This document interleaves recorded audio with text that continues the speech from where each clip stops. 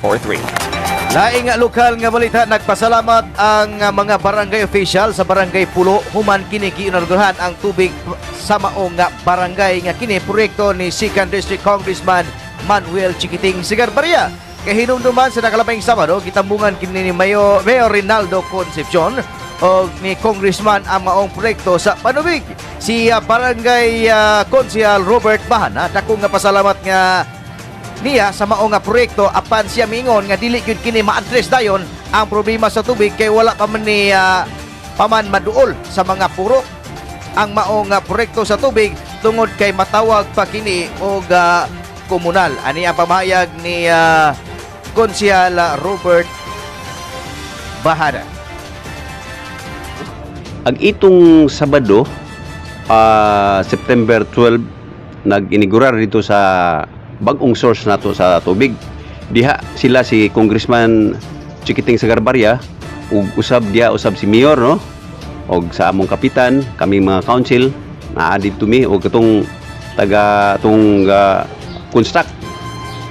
Nahuman na gayud ang ilahang ang amo ang gihangyo ning congressman nga tubig nga kantidad og 3 million. O gani ang tubig karon ron nana sa pulo.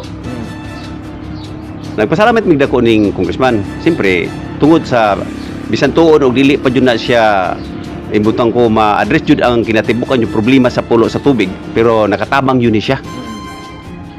Uban sa bunlas, no? Ang usarang problema karon ang tubig nana sa kang amok.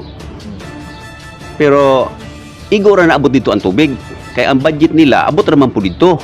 So karon kami mag-meeting na po mi sa council ug unsaon na mo na pagpaagi kay ang sitio pabrika wala ang putahon sila dito.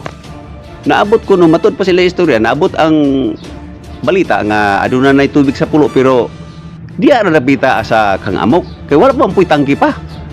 Muna nga kinahanglan mi nga karong Sabado kay magsesyon mami amo ng hununaon ug unsaon na mo nga maabot nyo apod-apod jud na sa among pinalanggang katawan dinhi sa barangay Pulo ron kanang maong tubig.